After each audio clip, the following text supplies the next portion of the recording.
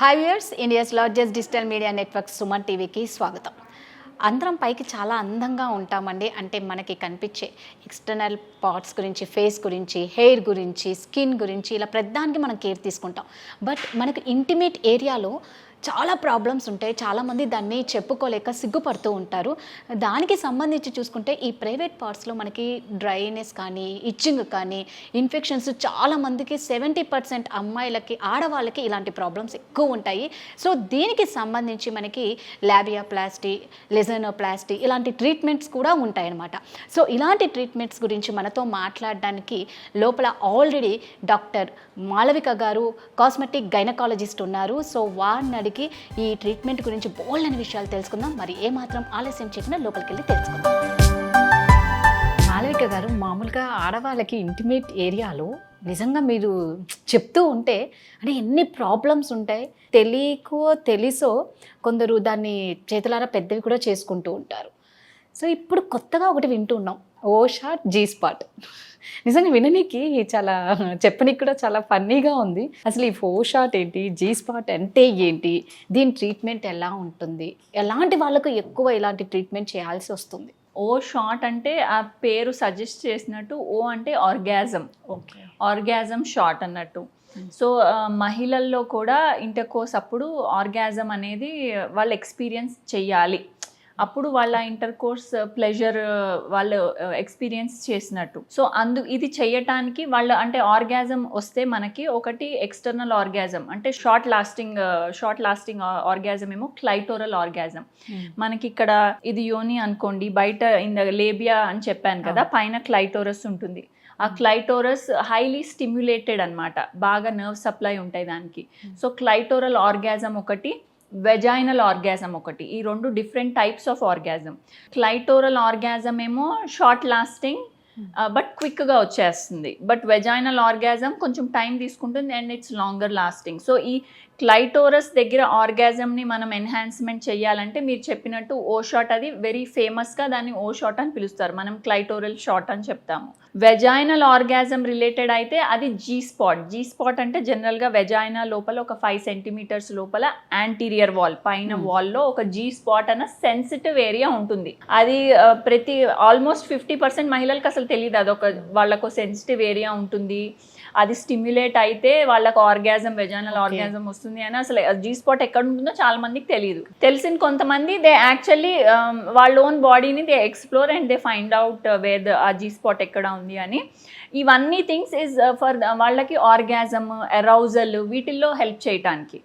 So young గర్ల్స్కి న్యాచురల్గానే వాళ్ళ hormones up tight ఉంటాయి కాబట్టి వాళ్ళకి ఇది బాగానే వాళ్ళు ఫీల్ అవుతారు. బట్ యాజ్ మన ఏజ్ ప్రోగ్రెస్ అవుతున్న కొద్దీ ఆఫ్టర్ డెలివరీస్ అండి, లేకపోతే మళ్ళీ 30s క్రాస్ అయ్యాక అనండి, కొంచెం ఆ లిబిడో అంటాం. అంటే ఇంట్రెస్ట్ టు హ్యావ్ సెక్షువల్ ఇంటర్కోర్స్ని మనం లిబిడో అంటాం. అది తగ్గిపోతూ ఉంటుంది. మెనోపాజ్ దగ్గరికి వచ్చేటప్పటికి ఇంకా తగ్గిపోతుంది. సో ఇది తగ్గిపోయినప్పుడు వాళ్ళు ఈ ఆర్గాజం ఫీలింగ్ ఇవన్నీ వాళ్ళకి ఫీల్ అవ్వవు. But they want to know how the feeling is, they want మళ్ళీ ఇంకా ఎట్లా ఇంకేం చేయొచ్చు అని వస్తారు. సో వాళ్ళకి మేము ఈ ఓ షాట్ అని, జీ స్పాట్ ఆగ్మెంటేషన్ అని ఈ ప్రొసీజర్స్ చెప్తాము. ఈ ప్రొసీజర్ కూడా ఏంటంటే మీరు వినే ఉంటారు, పిఆర్పి అంటాము. అంటే ప్లేట్లెట్ రిచ్ ప్లాస్మా అని.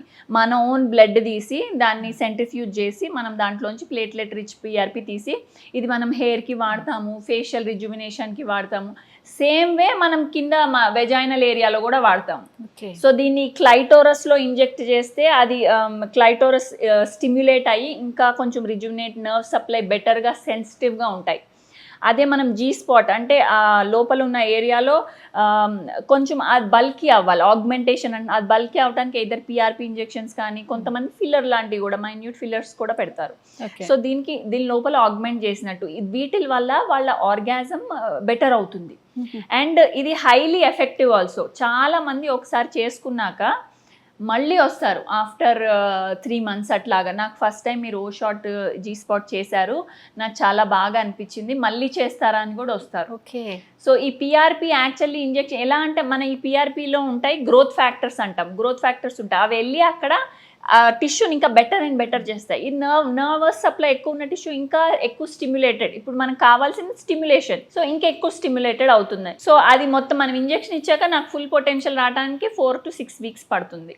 ఇమీడియట్ గానే they can feel it is better అని 4 to 6 weeks. అది నెమ్మదిగా వాడుతున్న కొద్దీ కొంచెం టేపర్ అయిపోతా 6 months, కొంతమందికి 1 year అట్లా స్లోగా తగ్గిపోతుంది. అయితే దే కమ్ అగైన్, మళ్ళీ వస్తారు మాకు, మళ్ళీ ఓ షాట్ చెయ్యరా, మళ్ళీ జీ స్పాట్ ఆగ్మెంటేషన్ చెయ్యరా. సో 3 months తర్వాత 3 months తర్వాత, కొంతమంది 6 months తర్వాత, 1 year 2 years, వాళ్ళ 2 years తర్వాత అయితే ఎఫెక్ట్ అసలు ఏమి ఉండదు. ఇంకా they have to come back again. అంటే దీనికి సిట్టింగ్స్ అంటూ ఏం లేదు, అది వాళ్ళ ఇష్టం. ఒకసారి చేయించుకుంటే మళ్ళీ వాళ్ళకి అవసరం కావాలి అనిపించినప్పుడు మళ్ళీ రావటమే నా దగ్గర.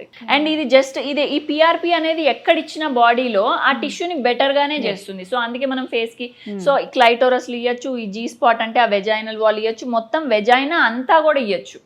వెజైనా అంతా కొంచెం కొంచెం కొంచెం మనం పిఆర్పి ఇస్తే వెజైనా కూడా రిజువినేట్ అయిపోతుంది.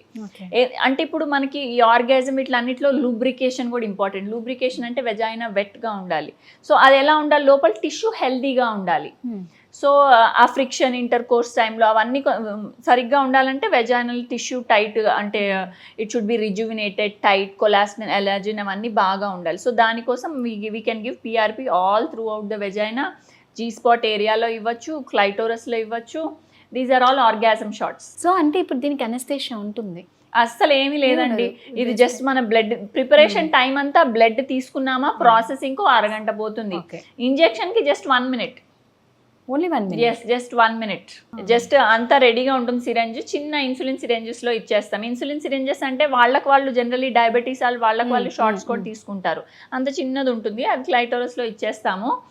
ఎవరికన్నా కొంచెం సెన్సిటివ్ అనిపిస్తే స్ప్రేస్ లాంటివి ఉంటాయి, లోకల్ స్ప్రేస్. బట్ నా పేషెంట్స్ చాలా మంది అసలు ఏమీ లేదు, డైరెక్ట్ ఇచ్చేసినప్పుడు దే వెల్ టాలరేట్. అంటే ఇప్పుడు ఇది చేయించుకోవాలంటే మనం ఇంటిమేట్ ఏరియాలో చేయించుకోవాలన్నా పీరియడ్స్ తర్వాతే రావాలి. దీనికి మరీ తర్వాత ఇమ్మీడియట్ గా అవసరం లేదు, ఎందుకంటే మనం సర్జరీ లాంటిది ఏం చెయ్యట్లేదుగా. సో పీరియడ్స్ కి 1 week ముందు వచ్చినా పర్వాలేదు. మరి ఇంకా రేపు పీరియడ్స్ అంటే ఈ రోజు చెయ్యను, ఇప్పుడు ఇంజెక్ట్ చేస్తున్నాను. అట్లీస్ట్ 48 hours ముందు వచ్చినా ఐఎమ్ ఫైన్.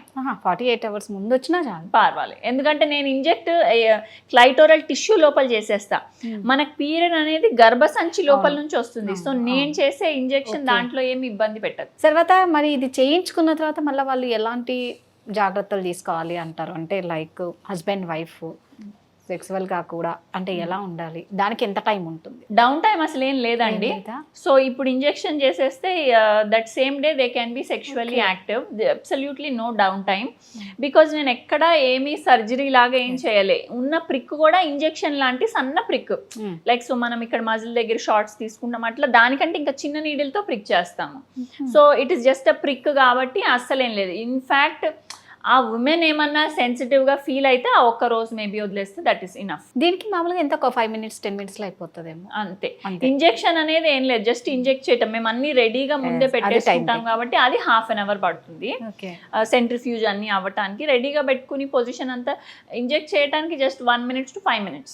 నిజంగా మాళవిక గారు, ట్రీట్మెంట్ ఇన్ని ఉంటాయా అని, అంటే నెట్వర్క్ ఎంత మనం ఫాస్ట్ జనరేషన్లో ఉన్నామో అన్ని ఫాస్ట్గానే మనకి అన్ని మన చేతికి వస్తున్నాయి. బట్ దాన్ని తీసుకోవడంలోనే ఉంటుంది. సరే, ఇప్పుడు మరి ఏ ఏజ్ వాళ్ళు ఎక్కువగా మీ దగ్గరకు వస్తారు? దీనికి కూడా ఏమైనా ఏజ్ లిమిట్ ఉంటుందా? అన్నిటికీ మించి ఇది ఎంతవరకు సేఫ్? అండ్ బికాస్ చాలా సెన్సిటివ్ ప్లేస్ కదా ఇంటిమేట్ ఏరియా, ఎంతవరకు సేఫ్ అంటారు? ఇది first of all age group అనేది 25 years తర్వాత ఎవరన్నా రావచ్చు. యంగ్ క్లయింట్స్ జనరల్గా రారు, ఎందుకంటే వాళ్ళకు ఆర్గాజం అన్ని బెటర్గా ఉంటాయి కాబట్టి. ఎక్కువ మంది 30 తర్వాతనే చూస్తాను నేను. బట్ ఆఫ్టర్ 25 ఎవరికన్నా ఎర్లీ మ్యారేజెస్, ఎర్లీ డెలివరీలు అయిపోతే 25 నుంచే మనం చూడొచ్చు. And menopausal age group, around menopausal అసలు 35 నుంచి 50 వరకు సెక్షువల్లీ యాక్టివ్ ఉమెన్ ఎక్కువ వస్తారు. ఎందుకంటే వాళ్ళ హార్మోన్స్ కూడా తగ్గిపోతూ ఉంటాయి. సో లిబిడో అంటాం, సెక్షువల్ ఇంటర్ కోర్స్ చేయాలి అన్న కోరిక తక్కువ అయిపోతూ ఉంటుంది. సో అందుకని ఆర్గాజం కూడా తక్కువ అవుతూ ఉంటుంది.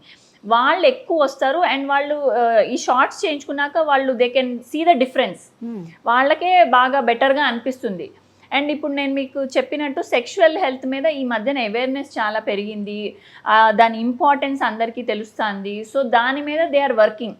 అంటే జనరల్ హెల్త్ లాగా కాదు, జస్ట్ నాకేమన్నా ఇబ్బంది ఉందా దానికి సర్జరీ చేశానా కాదు, ఓవరాల్ వెల్ బీయింగ్ మీద అందరూ ఒక స్టెప్ తీసుకుంటున్నారు.